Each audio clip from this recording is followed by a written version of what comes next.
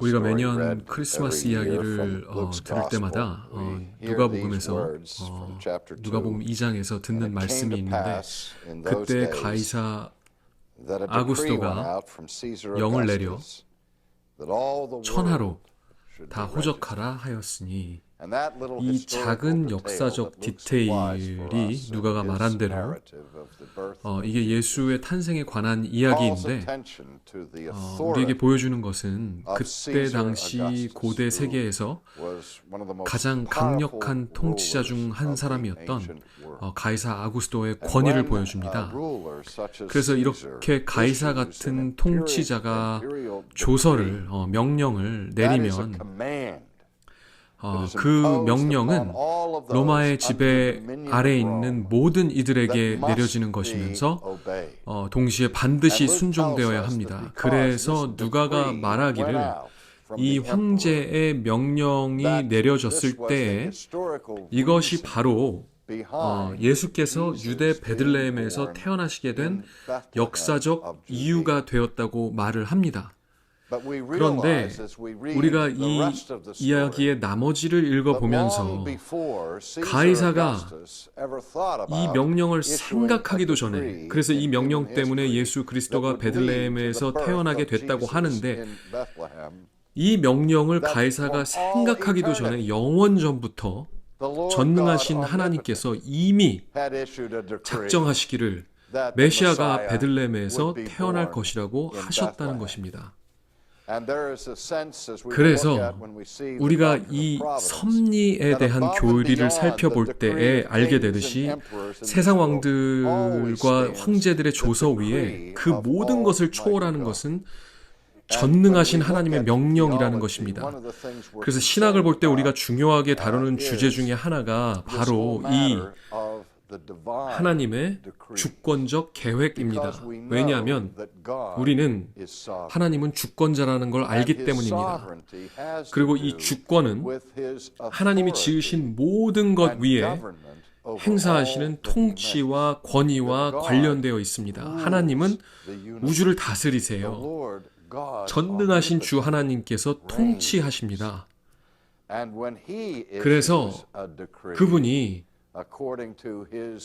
자신의 뜻과 영원한 계획에 따라 작정을 내리시면 그 작정은 반드시 성취되어야 합니다.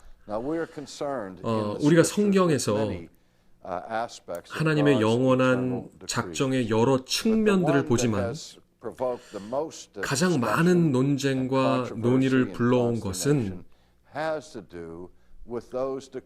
하나님의 명령 중에서 구원의 계획에 대한 그 명령이고 작정이고 그 중에서도 특히 택하심에 관련된 내용입니다.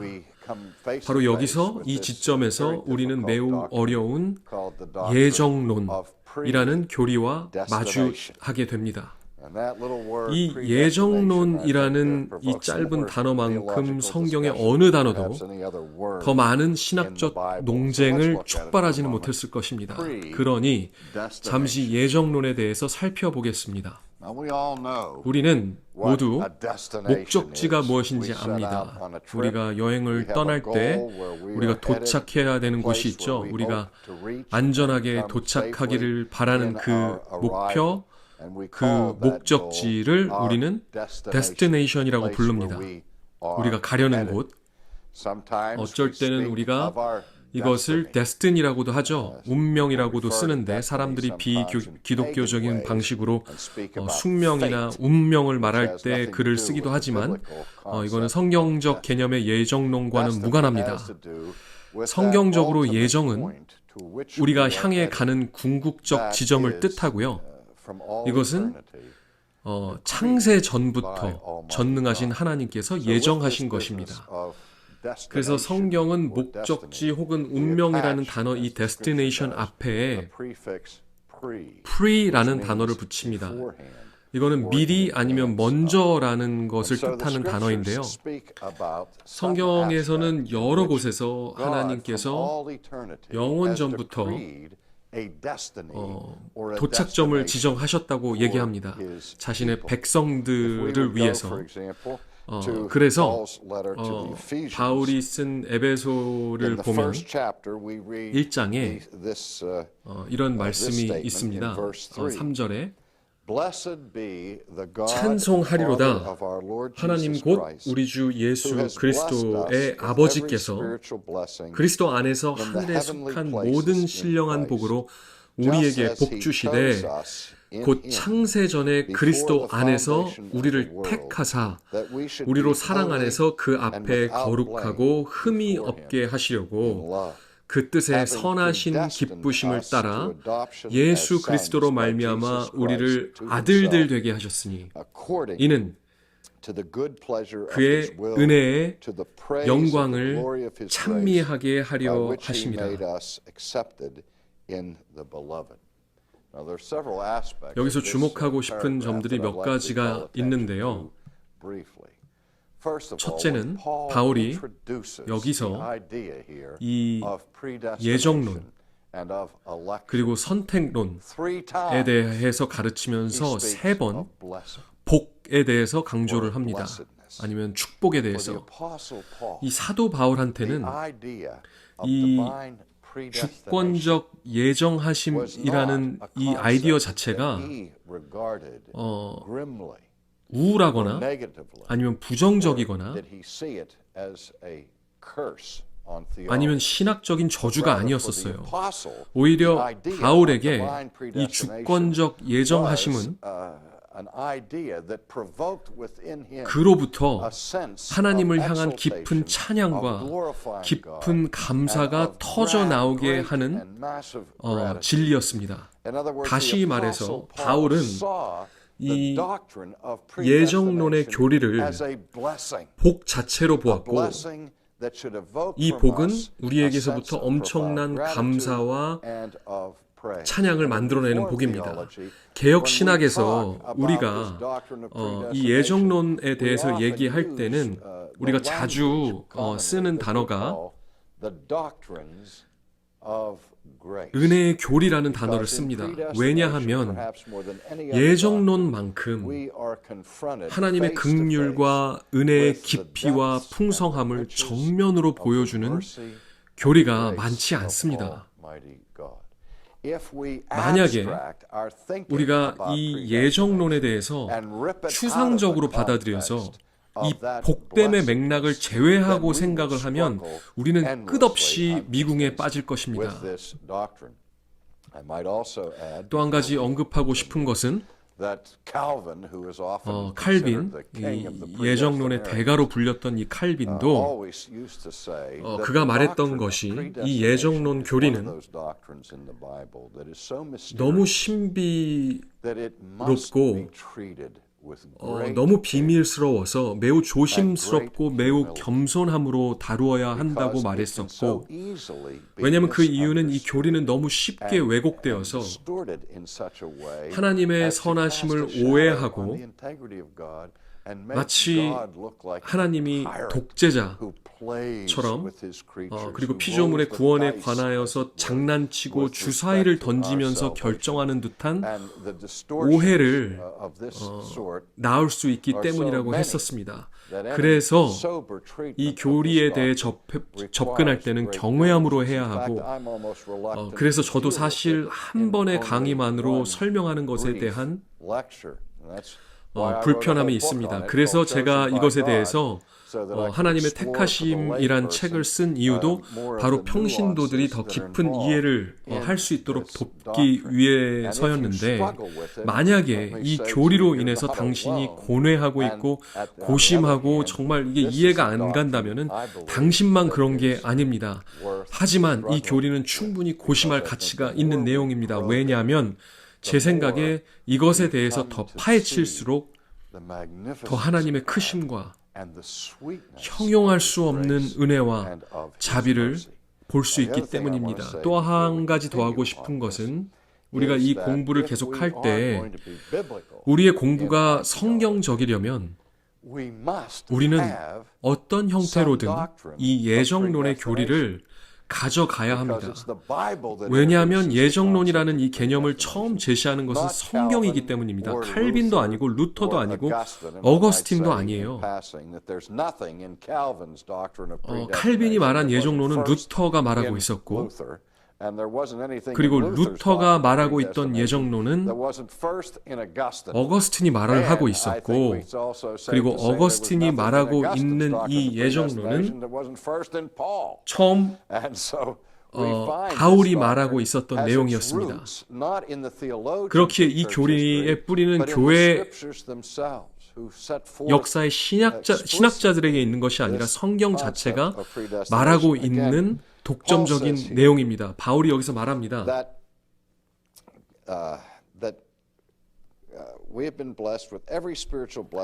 그리스도 안에서 하늘에 속한 모든 신령한 복으로 우리에게 복 주시되 곧 창세 전에 그리스도 안에서 우리를 택하사. 바울이 여기서 말하고 있는 예정론에 대한 진리는 택하심과 연관되어 있습니다. 이 선택과 예정은 매우 가깝지만 동의어는 아닙니다. 같은 내용을 얘기하는 게 아닙니다. 서로 가까이 연관되어 있기는 하지만 이 예정론은 하나님이 영원 전부터 세우신 모든 작정을 말하고 있는 것이고요. 그리고 이 예정론 중에서 일부분이 이 선택론인데, 이 선택론은 예정 가운데서 하나님께서 어떤 사람들을 그리스도 안에서 하나님의 가족으로 입양하시기로, 곧 쉽게 말해서 구원하시기로 택하신 작정을 뜻합니다. 성경에서 말하는 건 영원 전부터 하나님은 구원의 계획을 가지고 계셨고, 그리고 영원 전부터 그는 어떤 사람들을 택하셔서 하나님의 가족으로 입양하시기로 작정하셨다는 것입니다. 다시 예정론에 대해 논의하는 대부분의 사람들은 이 선택론은 구원에 관한 것이고, 그리고 이 선택하심은 그리스도 안에서 이루어진다는 점에 대해서는 동의를 합니다. 여기에 대해서는 별로 논쟁이 없어요. 그런데 이 예정론으로 인해 자주 일어나는 논쟁은 두 가지가 있는데, 가장 논쟁을 불러일으키는 문제는 이 두 가지인데요. 첫째는 선택론의 반대면이 있는가 하는 것입니다. 신학자들이 이를 유기 혹은 버림이라는 단어로 부르는데요. 선택론의 긍정이 아닌 부정적인 부분을 말합니다.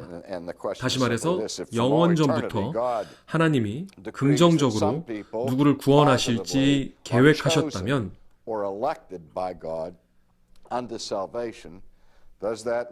그럼 반대로 누군가는 선택을 받지 못했다는 것이 아닌가라는 질문입니다.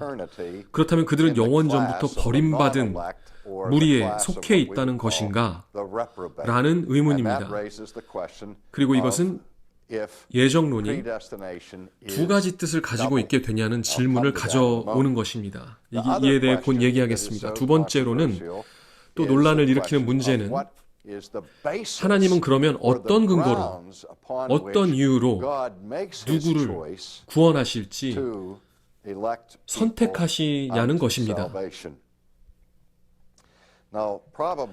아마 가장 널리 퍼지고 인기 있는 견해 중 하나는 예지 예정론입니다. 예지 예정론이라는 것인데, 이 예지 예정론에서 예지라는 단어는 라틴어에서 지식 아니면 미리 라는 두 가지 단어를 담고 있는데,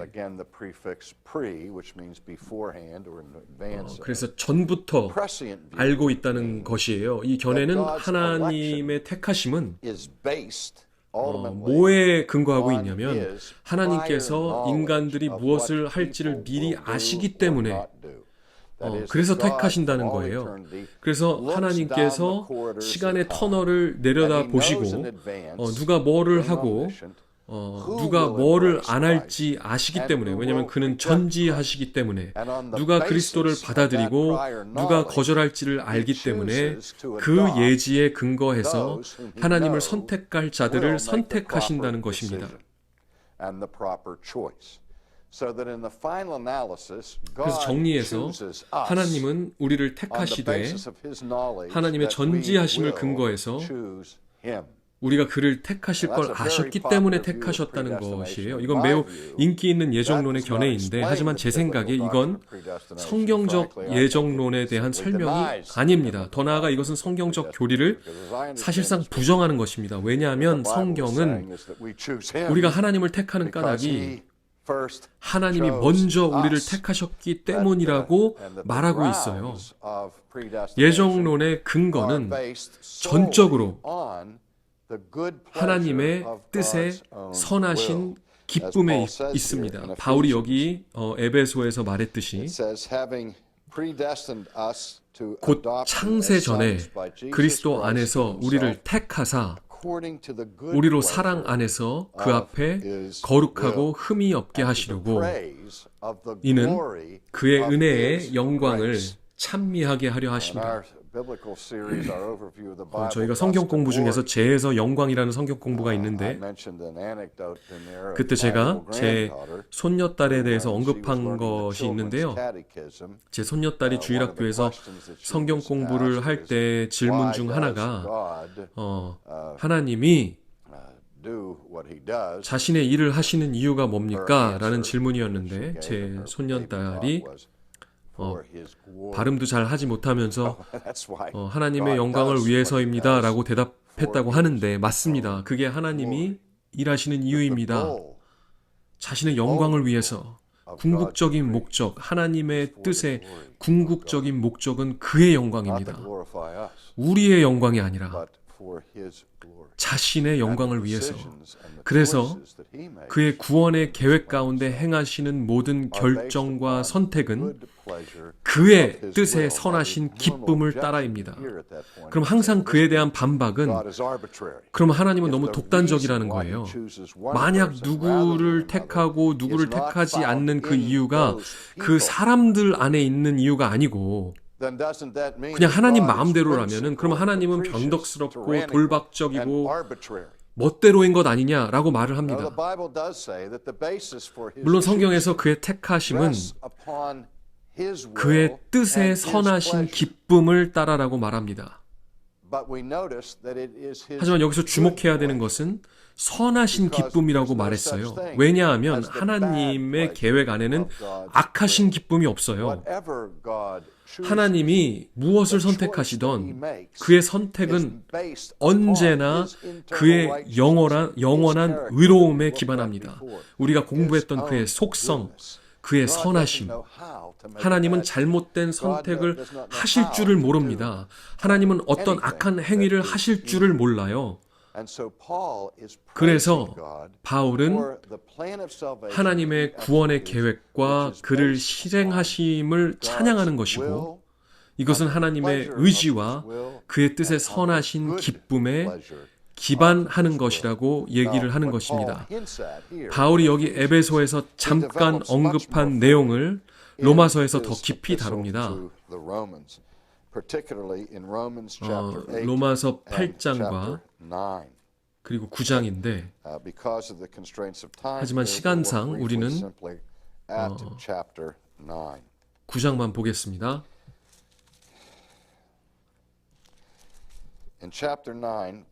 로마서 9장 10절에서 바울이 말합니다. 그뿐 아니라 또한 리브가가 우리 조상 이삭 한 사람으로 말미암아 임신하였는데 그 자식들이 아직 나지도 아니하고 무슨 선이나 악을 행하지 아니한 때에 택하심을 따라 되는 하나님의 뜻이 행위로 말미암지 않고 오직 부르시는 이로 말미암아 서게 하려 하사 리브가에게 이르시되 큰 자가 어린 자를 섬기리라 하셨나니 기록된 바 내가 야곱은 사랑하고 에서는 미워하였다 하심과 같으니라.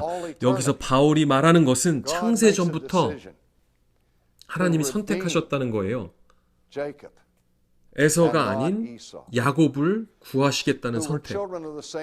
같은 가족의 자녀들이었는데 더 나아가서 쌍둥이였고 같은 자궁 안에서 룸메이트였는데 하나님은 그들이 태어나기 전에 그들이 무슨 선이나 악을 행하기 전에 하나님은 자신의 너그러운 사랑을 한 명한테는 주고 한 명한테는 주지 않겠다고 결정하셨다는 것입니다. 그리고 14절에 이렇게 말합니다.